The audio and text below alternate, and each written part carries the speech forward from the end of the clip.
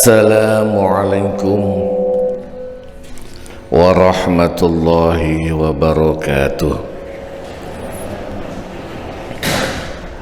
Alhamdulillah alladzi hadana li hadza wa ma kunna linahtadiya laula an hadanallah. Wassalatu wassalamu ala asyrafil anbiya'i wal mursalin sayyidina wa maulana Muhammadin wa ala alihi wa ashabihi ajma'in.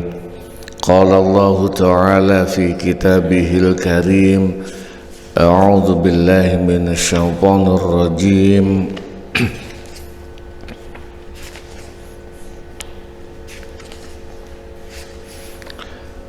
Iqra bismi rabbikal ladzi khalaq, khalaqal insana min 'alaq. Iqra wa rabbukal akram. Wa qala rasulihil karim, khairukum man ta'allamal Qur'an wa 'allamah. Wa qala al-muallif wa nafa'na bihi wa bi'ulumihi wa asrarihi amin ya rabbal alamin.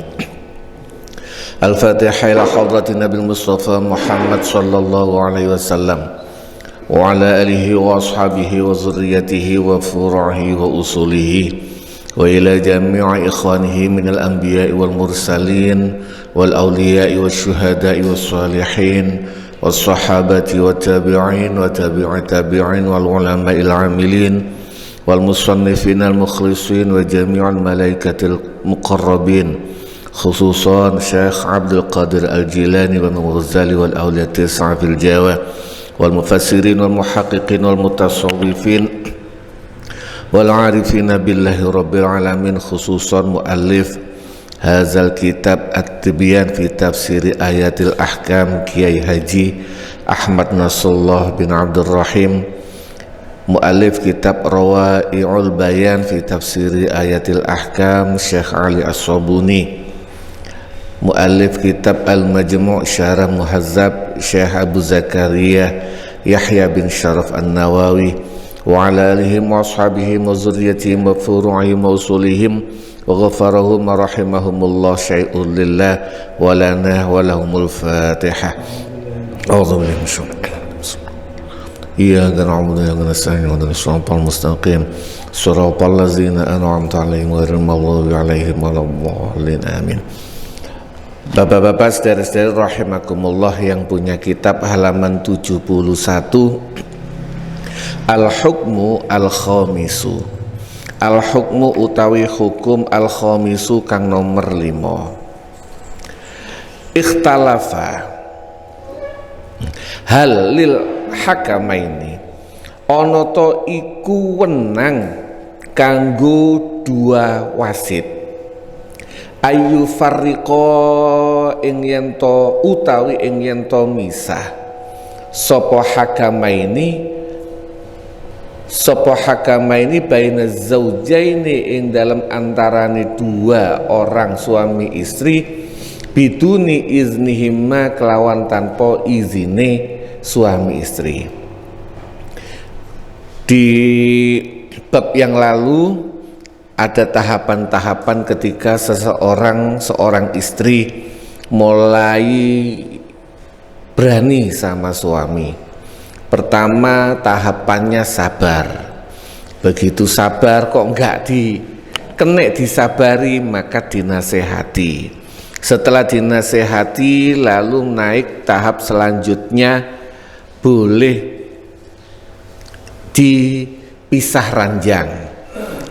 Pisah ranjang cik gak peka rodok iwu tuturane, maka boleh dipukul pun masih wis dipukul cik tetep banggel, maka perlu ada penjembatan. Ini masalahnya opo, maka dibutuhkanlah dua mediasi, satu dari laki-laki, satu dari perempuan.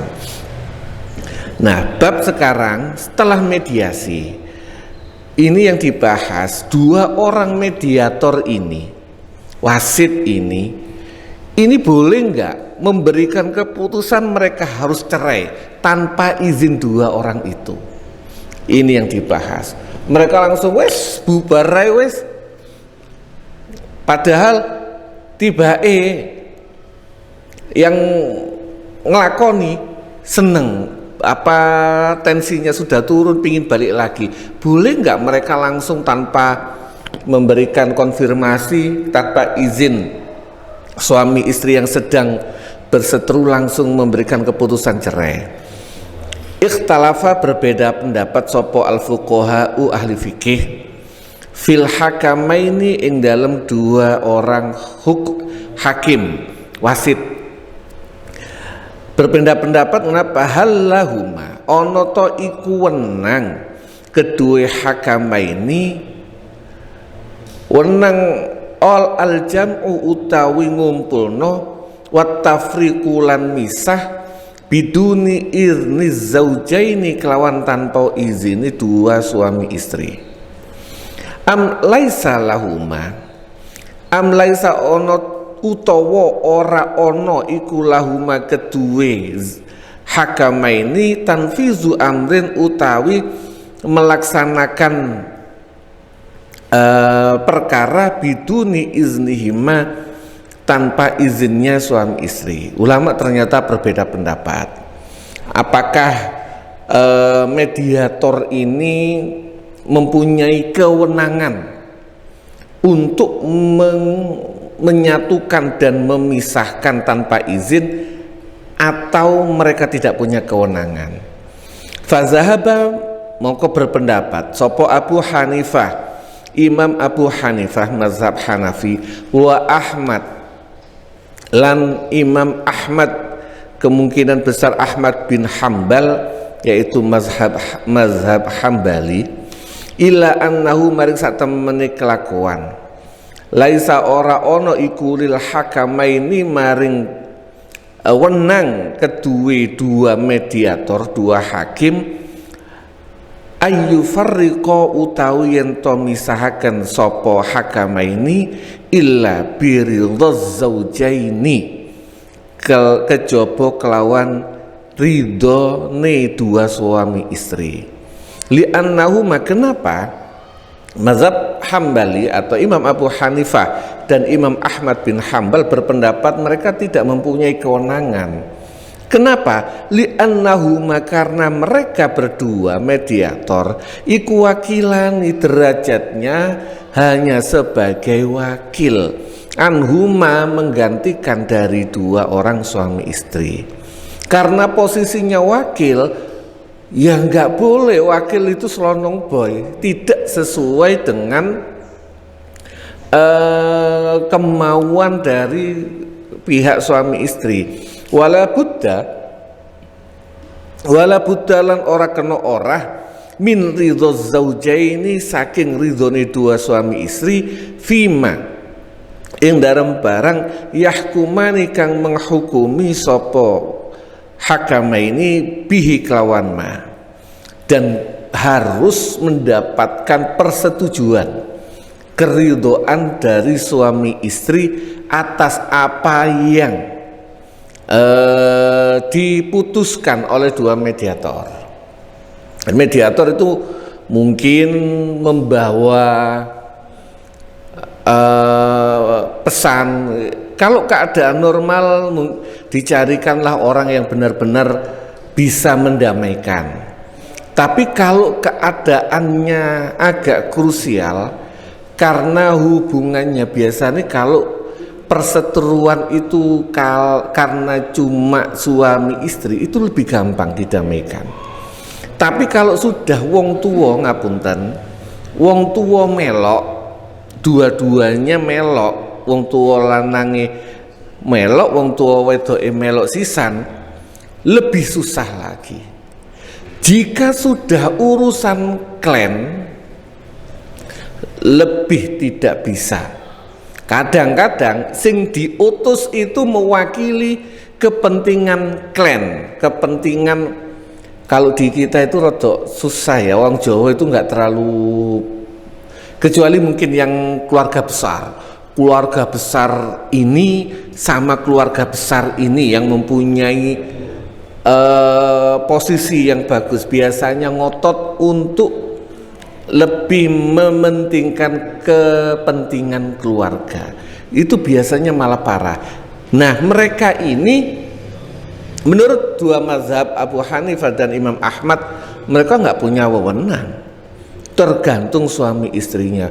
Misalnya mereka sudah memberikan keputusan, pisah wis menurut keputusan kami, ternyata mereka nggak setuju, ya nggak jadi.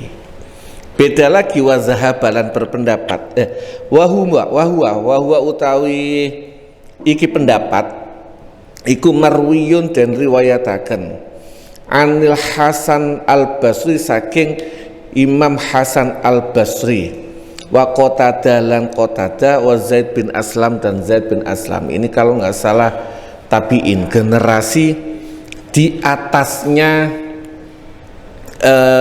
Imam Maliki dan Imam Ahmad bin Hambal. Jadi habis sahabat generasi ini. Kalau misalnya contoh Imam Malik itu gurunya adalah Imam Zuhri.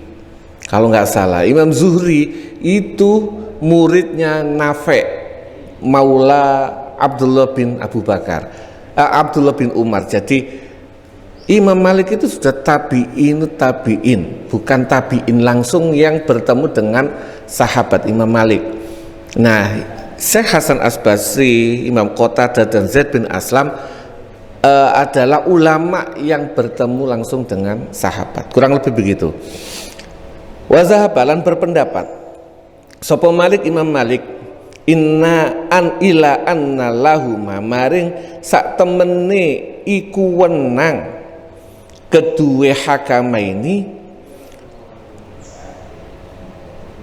berpendapat ayul zima ing yen to mewajibaken sapa hakamaini az-zaujaini ing suami istri biduni iznihima, tanpa izini suami istri, ma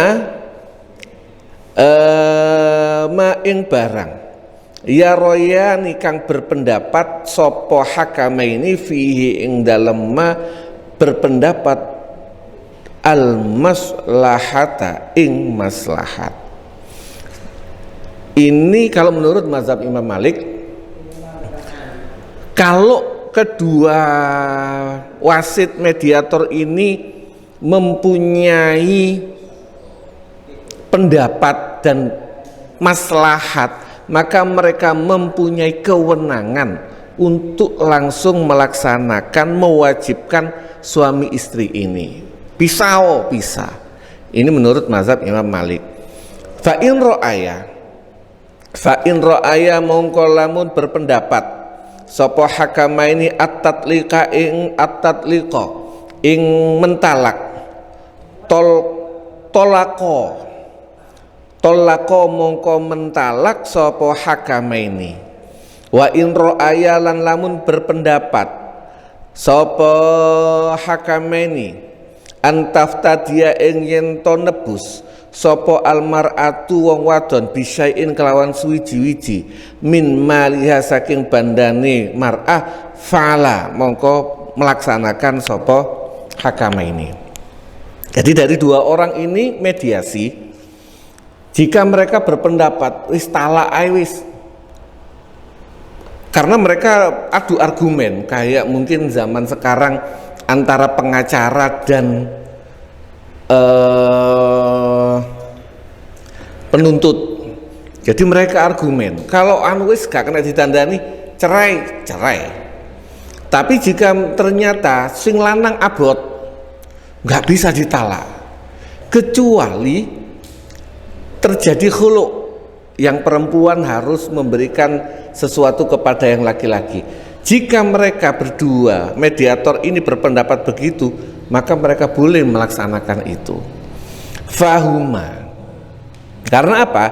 Fahuma mongko utawi sak temene hakama ini iku hakimani, statusnya adalah dua orang hakim muwalayani kang den serahaken min qibalil imami saking arahi pemimpin, wayan fuzu lan lan wa yunafizu lan melaksanakan sapa bisa jadi imam hukmahuma ing imam hukmahuma ing hukumi hakamaini fil jam'i ing dalam ngumpulaken wa tafriqati lan memisah. Sudut pandangnya Imam Malik, mereka ini statusnya sebagai kepanjangan tangan dari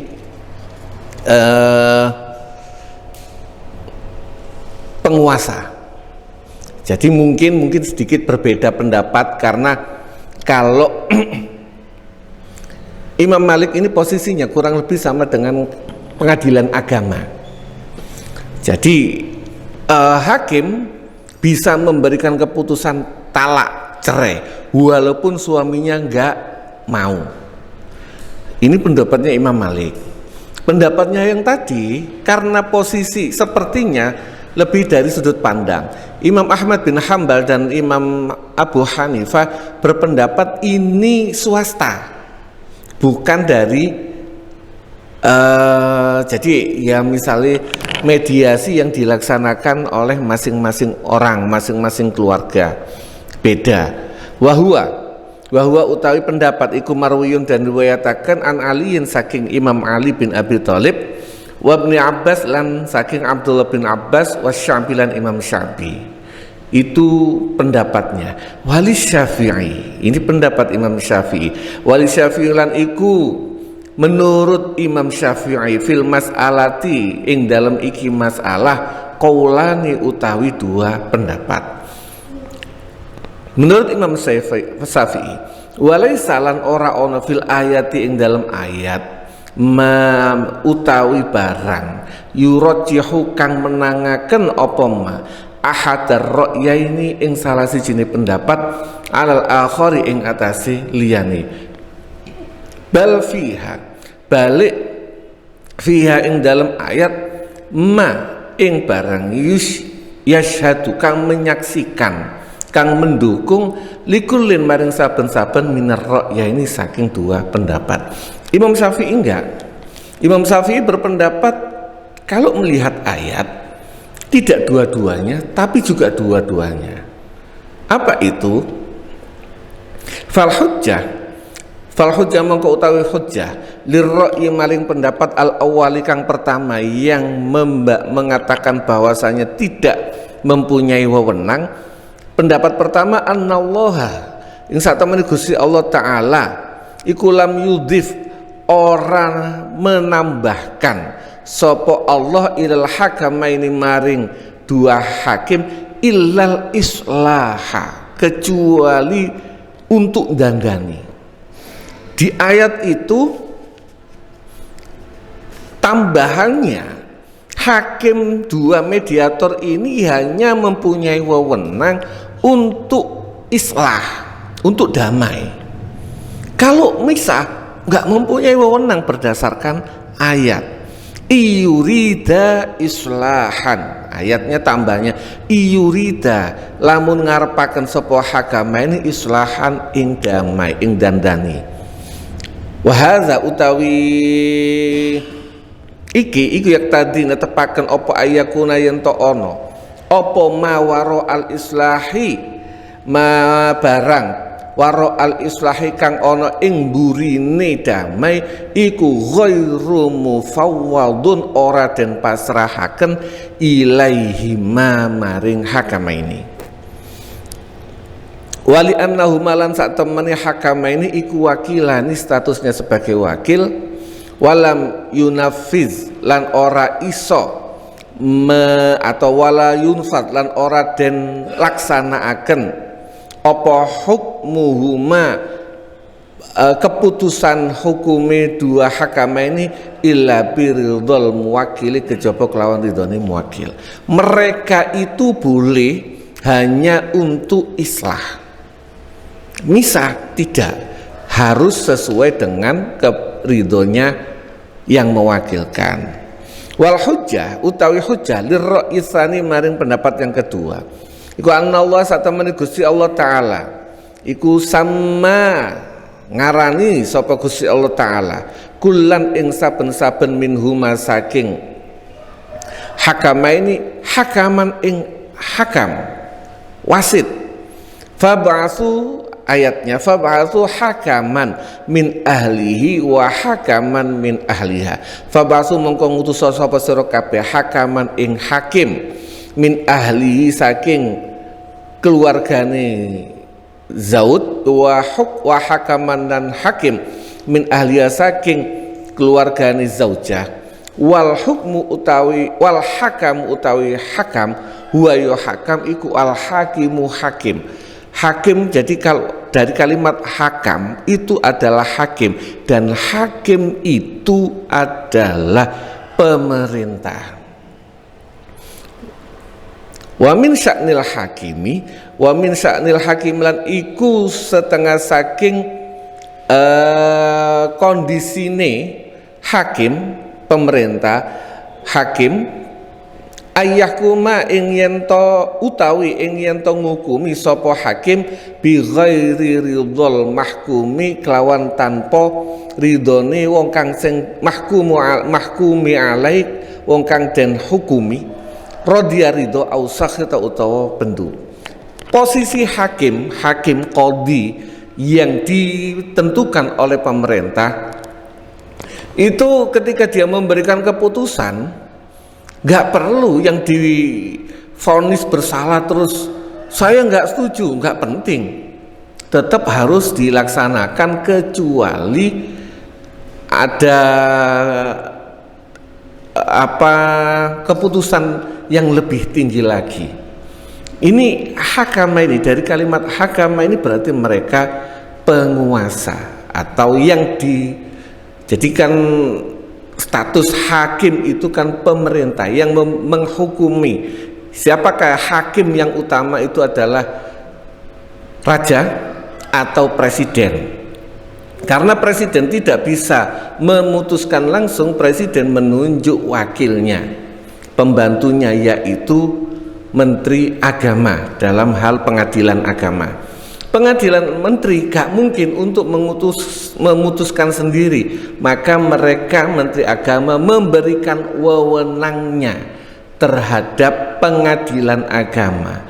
Kepala pengadilan agama tidak bisa memberikan karena mungkin yang diurus banyak, tidak bisa maka dia memberikan wewenangnya kepada hakim pengadilan agama. Maka statusnya hakim ini ketika dia memberikan keputusan ya harus diterima, dan banyak sekali kalau terjadi di pengadilan agama salah satunya pasti gak ikhlas. Misalnya gugatan yang gugat suaminya, ya istrinya yang gak maulah dicerai, umumnya begitu. Tapi ini keputusan begitu jatuh ya jatuh, baik dia ridho atau tidak. Irsyadul ayat. Irsyadul ayat, petunjuk ayat. Apa saja ayat yang kemarin An-Nisa? Lizauji iku wenang kedua wong lanang. Hakku takdibi zaujatihi, hak untuk mendidik istrinya. Waman iha lan waman uha waman iha lan nyegah zaujah minal khuluji saking metu minal manzili saking omah illa biiznihi kejaba kelawan izine Zaud. Laki-laki suami itu mempunyai hak untuk mendidik istrinya, termasuk mencegah istrinya untuk keluar dari rumah dengan berbagai macam alasan. Mungkin tahu tetangganya itu suka sama istrinya, maka dia boleh diojok metu. Kenapa? Yang lebih tahu dengan sekitar kanan kiri warung kopi dan sebagainya, nih orang sing seneng itu kan suaminya, maka dia mempunyai wewenang ojok metu deh. Gak harus menjelaskan, gak usah. Engko kegeren, mergo iku wong iku lho seneng ambek pean. Iki ya tambah kegeren. wis ojo metu apa wista, itu mempunyai wewenang.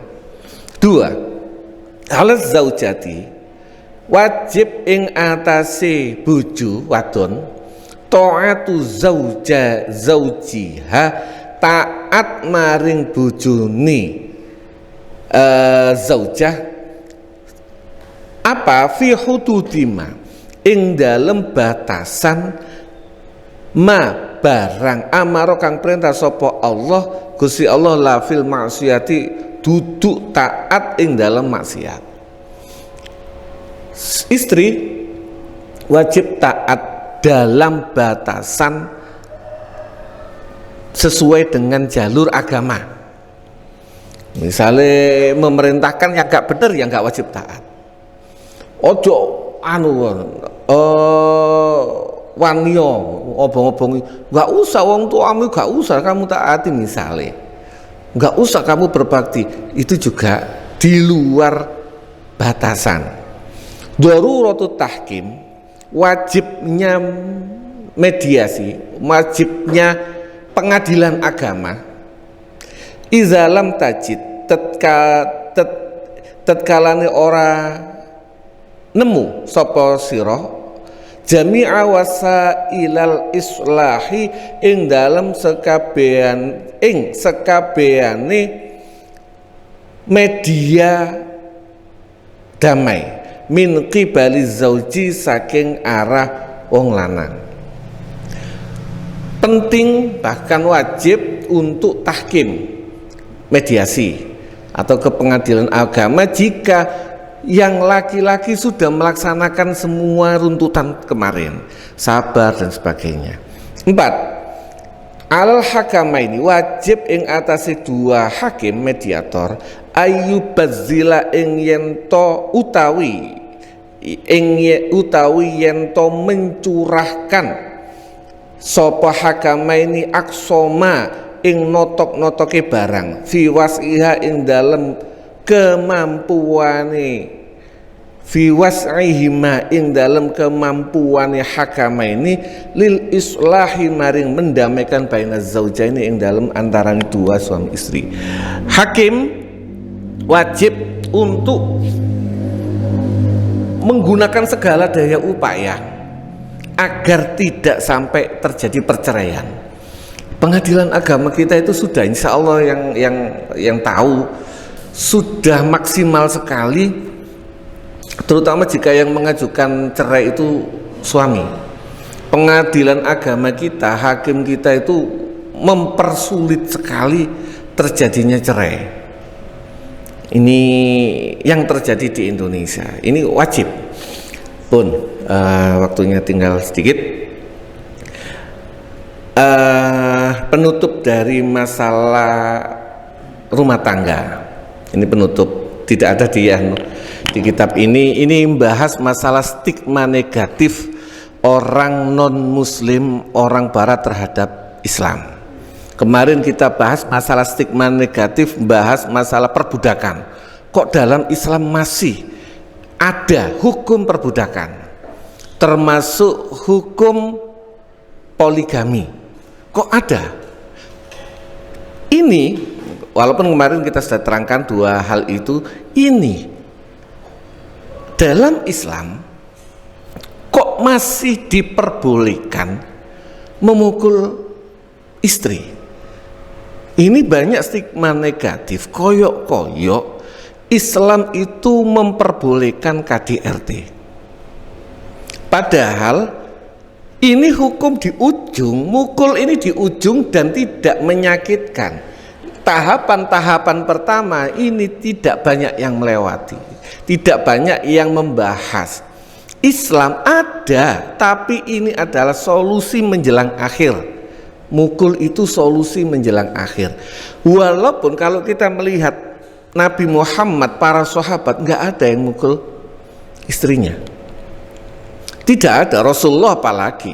Ngapunten bahasanya suara tinggi mawon hampir tidak pernah. Nyacat masaane bojone gak enak aja hampir nggak pernah. Ya kalau Nabi nggak suka ya udah nggak dimaem. Nggak kopi kok kepahitan ya nggak diminum gitu aja. tidak pernah enak, tidak pernah. Artinya jangankan mukul, hukumnya ada, tetapi Nabi, para sahabat, tabi'in dan para imam tidak melaksanakannya. Artinya apa? Ini sama dengan obat. Misalnya untuk menghilangkan kanker itu perlu operasi. Apakah dengan adanya operasi itu menganggap bahwasanya ono wong api-api loro pegel terus langsung dioperasi? Ya tidak. Bukan berarti operasi itu membuat rumah sakit itu loh, titik-titik operasi. Seakan-akan stigma negatif bahwasanya rumah sakit itu tukang operasian, padahal memang kebetulan rumah sakit bagian bedah, spesialis bedah, kan beda lagi. Islam juga begitu, mukul ada, tetapi itu hanya obat terakhir, obat pahit yang jika tidak ada solusi lain. Boleh mukul, tetapi bukan berarti Islam mengajarkan KDRT. Karena ya kita contoh adalah Rasulullah, para sahabat tidak ada yang, kemarin hadisnya la yadribu khiyarukum, wong api-api wong Islam iku gak bakalan mukul bojone kecuali dalam kasus yang susah untuk diselesaikan. Pun monggo mbok menawi wonten pertanyaan. Siap.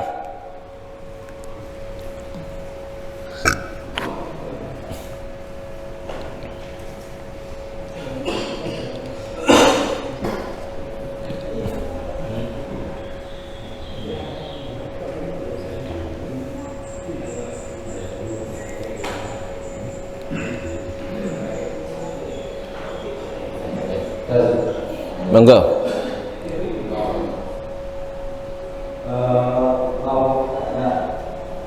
Soal nikah, ini kalau ada suatu pernikahan, tetapi saksinya ini memakai orang yang tak dikenal, meskipun orang tersebut itu tidak balik dewasa atau orang tua, tapi saksi ini tidak penghulunya gak kenal, terus keluarga dari pihak perempuan gak kenal, dan gak kenal tahu-tahu. Ini apakah pernikahan Islam? Itu yang pertama. Yang kedua, seorang suami yang tidak pernah sama sekali memarahi istrinya, bahkan sampai memukul, entah itu karena cintanya atau kepercayaannya, tetapi membiarkan istrinya menjauh ngupload ya, di media sosial, membantu selfie, sehingga seorang suami ini tidak ada cemburu. Apakah suami ini termasuk serius? Sekian, terima kasih. Masalah saksi, setahu saya nanti mungkin kita suatu saat kemarin juga dibahas sama Ustadz Zain, ayo kapan-kapan bahas masalah syarat rukuni nikah. Kalau nggak salah satu syarat saksi itu adalah adil. Adil itu salah satunya berarti dia tidak fasik. Saya lupa bahasanya. Dia itu tidak fasik. Tidak fasik itu ya kita tahu nggak dia fasik atau tidak. Lah kalau nggak dikenal belas, ya berarti terduga fasik. Orang terduga fasik tidak layak untuk menjadi saksi. Orang yang menjadi saksi adalah orang yang sudah terkenal keadilannya, termasuk mohon maaf yang sering saya bahas masalah wali untuk menikahkan, bukan wali untuk mengakadkan, bukan wali menikahkan, wali untuk mengakadkan. Itu kalau nggak salah di Kifayatul Akhyar saya sempat baca, itu salah satu syaratnya adalah adil. Salah satu wali yang mengakadkan, wali dan saksi itu adil alias tidak terduga fasik. Kalau dia memang tidak terduga fasik, fasik itu yang berbuat dosa besar dan sebagainya, kecuali dia tobat beda lagi. Tapi kalau dia peminum, pembunuh jadi wali, setahu saya dalam Kifayatul Akhyar termasuk saksi yang terduga fasik itu tidak bisa, dikhawatirkan pernikahannya nggak sah. Makanya paling ideal ya diwakilkan ke orang yang lebih, yang dia tidak terduga fasik, ya ustadz, kiai, naib, atau siapapun itu, insya Allah tidak terduga fasik. Gak mungkin dalam tanda kutip, mohon maaf, naib, penghulu itu karena dia doyan main perempuan terus ditunjuk jadi penghulu, hampir dalam tanda kutip kan gak mungkin. Maka dia keadilannya disaksikan oleh pemerintah. Kita tidak tahu, tapi pemerintah menyaksikan dia adil. Dengan sertifikasi dia ditunjuk sebagai penghulu. Sama dengan orang ditunjuk sebagai guru oleh pemerintah, berarti kan pemerintah menyaksikan, mengakui orang itu layak untuk menjadi guru. Maka kalau nggak salah, salah satu syaratnya orang yang mengakadkan, wali yang mengakadkan dan saksi adalah adil. Makna adil adalah tidak terduga fasik. Ya kalau orang nggak ngerti, kita nggak ujuk-ujuk lagi orang mari berbuat dosa besar fasik gimana? Bahaya sekali. Maka nggak sembarang juga kita menunjuk wali. Kalau bisa yang memang kita tahu, nggak harus dari keluarga kita, tapi kita tahu dia layak, tidak terduga fasik. Untuk kedua, bahas masalah dayus, bukan jayus. Kalau jayus itu kan lucu ya, nggak lucu. Tapi dayus itu laki-laki yang tidak mempunyai rasa cemburu. Itu dilaknat kalau sama Allah kalau nggak salah. Ada hadisnya. Tidak termasuk kami, orang yang tidak mempunyai rasa cemburu terhadap istrinya. Orang yang tidak pernah marah itu bukan berarti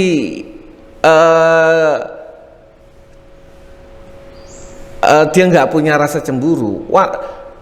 Orang nggak punya marah karena dia sabar. Nah, bagaimana ya? Tentu masalah orang nggak pernah marah itu bukan berarti orang yang nggak pernah komunikasi. Nabi tidak pernah marah, tapi Nabi sering komunikasi dan pencemburu, karena cemburu itu tandanya cinta. Orang kalau sudah nggak ada yang dayus tadi, yang tidak punya rasa cemburu, berarti dia tidak ada rasa cinta terhadap istrinya, terhadap keluarganya, apalagi jika mohon maaf nek ngaplute itu berlebihan. Kalau cuma ngupload sedang pengajian ya nggak masalah.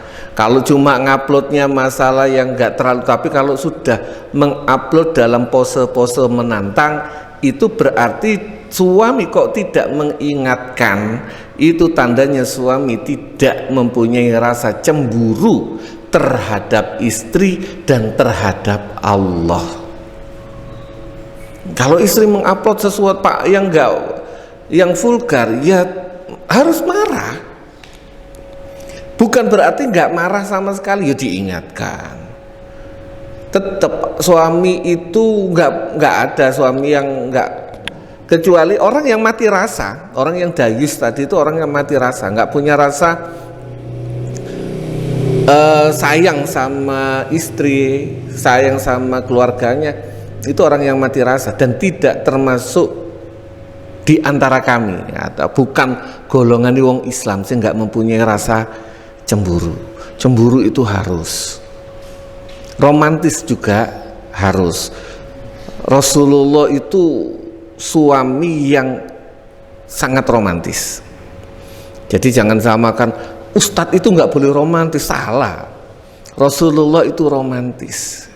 Saking romantisnya kalau Nabi i'tikaf itu kepalanya di kamar Siti Aisyah disureni, disisiri sama Siti Aisyah. Romantis sekali. Siti Aisyah pernah dalam acara ada orang Afrika melaksanakan tarian perang ala Afrika. Siti Aisyah pingin lihat, nggak nyampe, digendong sama Nabi. Romantis sekali. Ya kalau sudah romantis seperti itu ya pasti ada lah ya. Jadi komunikasi yang sangat, sehingga karena komunikasi yang intens, istri itu tidak sampai berani untuk menyakiti suami. Mergo romantis. Lah nek bojone gak romantis, kadang-kadang ya bojone gak ngerti yang dimaui istri apa. Contoh ya, Nabi mungkin kalau duka ya diam. Kalau duka diam. Loh karena bahasa istri udah paham. Kanjeng Nabi kok gak biasanya guyon, kok gak guyon, oh berarti Kanjeng Nabi duka. Marahnya itu tidak harus dalam bentuk suara tinggi apalagi mukul. Maka perlu suami istri itu, suami memberikan keromantisan yang lebih. Ketika suami gak romantis, bojo langsung paham. Apa orek bojoku biasai demak boleh gak demak, berarti ada yang salah. Ini contoh. Insya Allah ada tahapan itu panjang sampai seberapa, tapi orang tidak marah itu ada batasan tadi. Fi hududi ma amarallah, dalam batasan apa yang telah diperintahkan Allah dan meninggalkan maksiat. Pun monggo. Tadi diterangkan ada seorang pasangan yang mungkin mengarah ke arah yang dengan kurang harmonis. Ya, kemudian memang benar apa yang disampaikan Pak Ustadz. Biasanya itu ada dari pihak keluarga yang andilnya sangat besar sekali dalam permasalahan ini. Ketika pasangan suami istri ini berselang dengan waktu, akhirnya mereda dan kalau dilihat mungkin masih ada rasa, ya, masih saling menyintai sebetulnya, entah karena apa. Tetapi dari pihak keluarga, salah satu pihak keluarga itu biasanya itu sudah keburu marahnya tinggi, melihat mungkin selama ini juga sering terjadi pertengkaran, sehingga seolah-olah untuk mengarahkan ke arah perpisahan gitu. Itu dari pihak keluarga yang kayak gitu. Sedangkan yang bermasalah sendiri sudah kembali gitu. Akhirnya si pendamai atau wasit ini mendamaikannya dari pasangan ini sama keluarga. Tetapi di sini yang sangat meragukan adalah ketika pasangan suami ini sudah sering bertengkar sehingga sudah diakuinya sampai misalkan talak kedua, kemudian yang ini kan sudah ketiga, ini talak apa enggak, talak ketiganya, tapi dari pihak keluarga itu walaupun tahu atau enggak tahu, kemungkinannya yang ditakutkan adalah talak ketiga. Tetapi dari sisi suami istri ini, pasangan ini tidak mengakuinya kayak gitu. Kembali lagi ini adalah kejujuran. Mungkin karena saking cintanya takut kalau talak tiga itu apa akibatnya, harus dikawin orang lain atau apa yang sudah disampaikan kemarin, sehingga mempertahankan hal ini. Yang dikhawatirkan yang menjadi wasitnya ini apa yang harus dilakukan. Wasitnya sendiri juga takut kalau diiyakan misalkan pengen rujuk, apakah bisa salah tiga. Sedangkan dari pihak keluarga kemungkinan kayaknya kayak gitu. Jadi yang ingin mendamaikan ini juga kan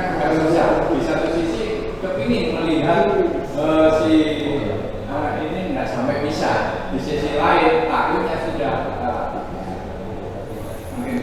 Iya, terima kasih. Nanti insya Allah kalau nggak salah ada bahasan di belakang, ada qadhiyah itu, kita yang tidak tahu ada dua pilihan. Jadi nanti kalau nggak salah masalah qazaf, ada pilihan. Pertama adalah masalah saksi.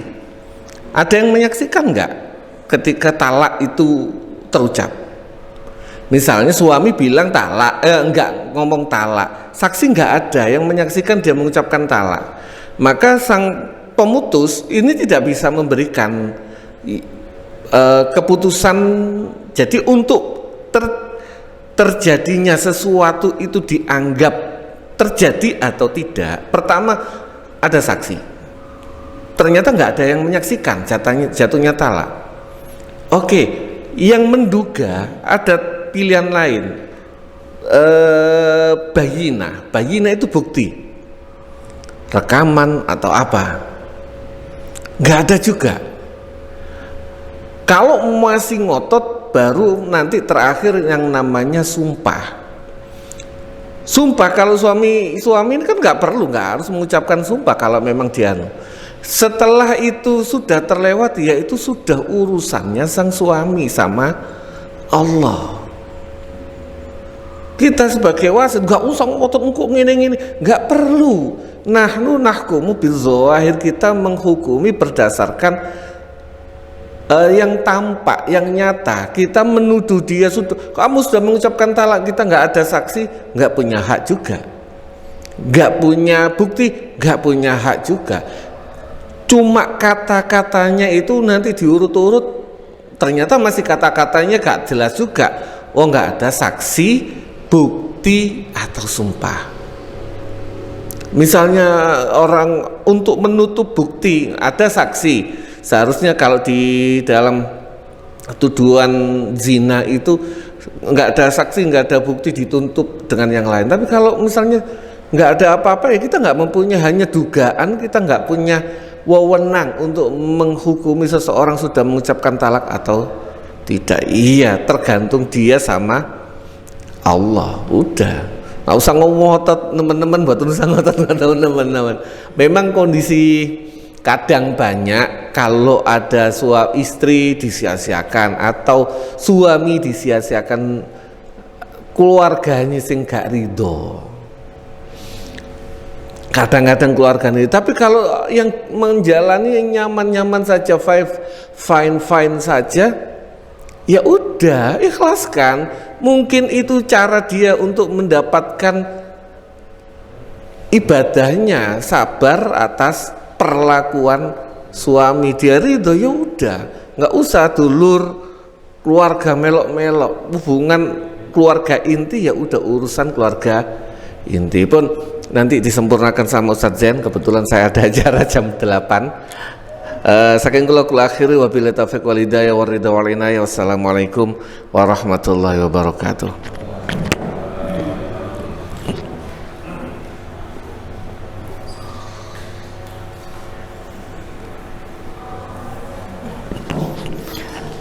Alhamdulillahirabbil alamin. Sekali lagi kita masih bisa istiqomah walaupun ini Ustaz Arifin harus menghadiri walimatul urus keponakannya, tapi beliau masih menyempatkan untuk bisa hadir supaya tetap bisa istiqomah. Luar biasa, saya pikir gitu loh. Padahal nang kene yo gak tahu tak kayak apa-apa sing mesti kudu nggawa apa-apa sampai mrene kuwi ya. Tapi bisa melaksanakan istiqomah, mungkin mawon istiqomahan beliau untuk mengisi majelis taklim ini dibalas sesuai dengan janji Allah, dimuliakan di dunia dan akhirat, dan semoga diberikan kelancaran segala urusanipun, diberi keberkahan keluarganipun, dan mungkin kita semua juga bisa mengimbangi istiqomah untuk menghadiri majelis taklim ini. Al-Fatihah.